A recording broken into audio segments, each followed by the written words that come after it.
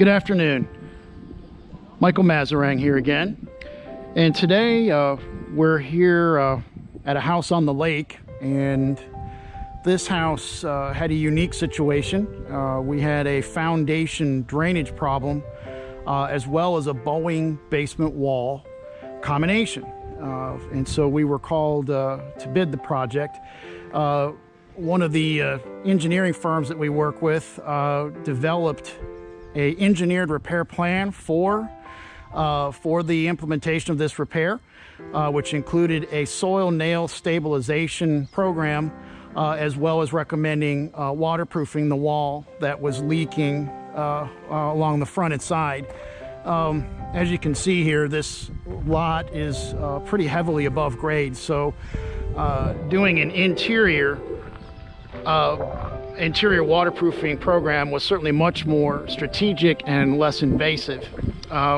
If we had chosen to do an outside program, of course these trees would have had to been cut down, and we'd have had to make a 15-foot excavation here along the front of this pretty home with all this nice landscaping and hardscapes. So certainly you can see the advantages of doing some of these interior waterproofing programs at times when an exterior solution becomes more problematic.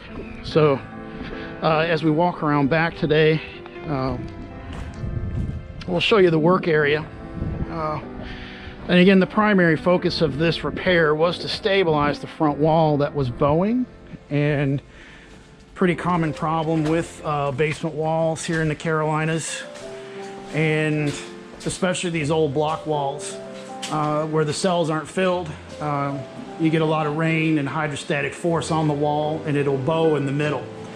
So what we did here, per the engineer's plan, is we installed a soil nail retention system. The soil nail goes in on a down angle.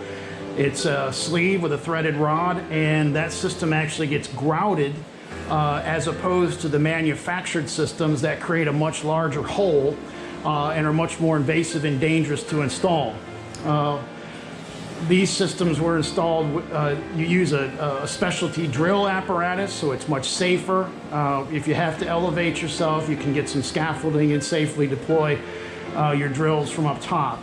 So you can see here the finished product with this channel that the engineer spec'd out, and you'll see on your screen the layout that was spec'd out by the licensed engineer, by the licensed structural engineer, and of course we followed that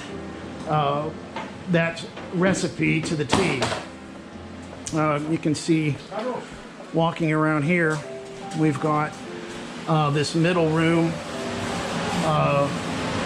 where you can see we're doing some drying to dry the sealer on the wall, but you can see here where 2 more units were installed. And of course in this room the guys are finishing up the waterproofing, and this of course has the other locations as well as where our sump location is.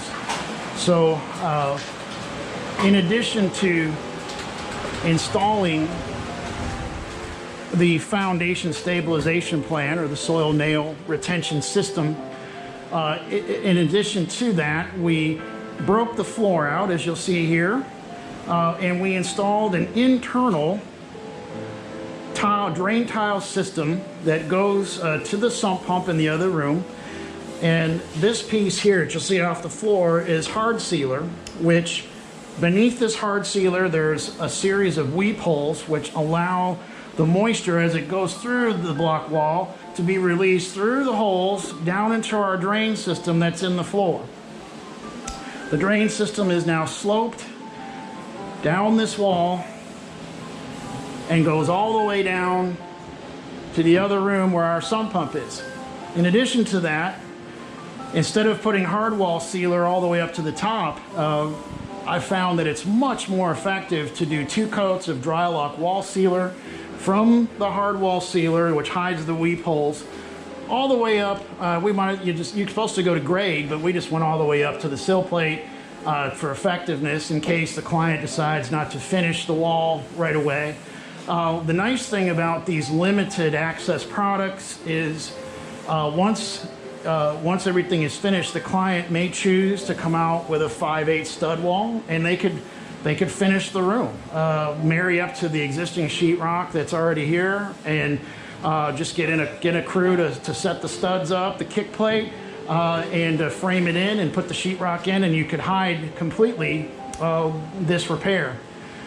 The nice thing about a soil nail retention system as opposed to a carbon fiber strip or a 6-inch I-beam is you can see here where the hardware was applied. We can tighten this mechanism over a course of time if the client wishes, where during droughts you can actually move the wall back in small increments if you so choose.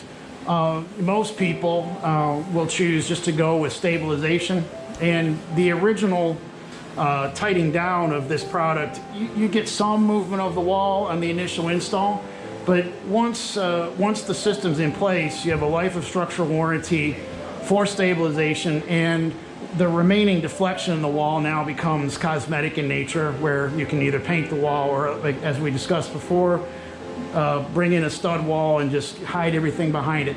So most customers choose to go that route, but certainly adjustments in the future can be done.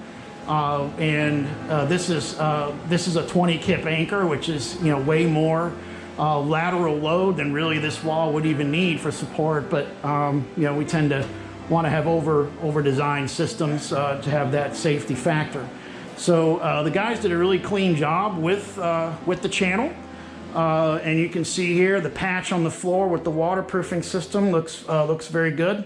And so we're staged to complete the project today. Once we've cleaned up what's remaining of our mess. So again, here we'll take a quick look at the sump pump, and of course the guys have just put the second coat of Drylock on the wall. It looks cleaner, brighter, neater.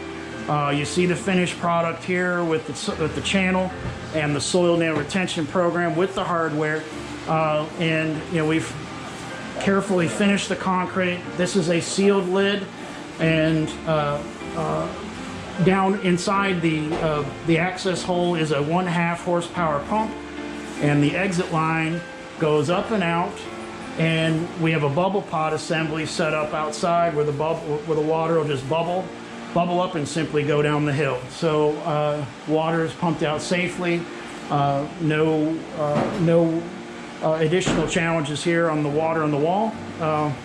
And so what I like about this system is we were able to incorporate both the skill sets of foundation repair as well as the basement waterproofing system to do this combined project.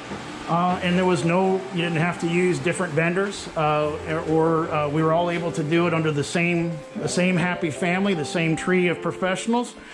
And these guys really do a nice job. They work hard, and they really keep getting better and better every year with their craft. So anyways, so if you have any questions about bowing basement walls, or a soil nail retention system, or maybe you've even talked about doing a helical tieback system, a carbon fiber strip, or an I-beam, certainly look at the alternative of doing the soil nail system, as it's less invasive. You don't have to, it's half the size of the access hole.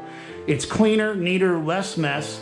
And also, whether you want to do an outside waterproofing program, or as this case became, the interior program, which was much more strategic and cheaper to do, less mess, and don't have a 20-foot gaping hole out front. So this system was able to be installed in a few days, as opposed to several weeks. So the soil nail retention system took probably 3-4 days to deploy, including setting the channel. And Chris and his team, this is galvanized steel, made here locally in the Charlotte market, so we support local steel companies. The washers, the plates, everything are bought from local companies. We are not a franchisee, so we support local business owners here and want you to feel comfortable knowing that when you hire our companies, that you're dealing with local people. So again, we certainly appreciate you watching today. And again, if you have any questions about foundation repair, bowing basement walls, or basement waterproofing, we'd appreciate a phone call.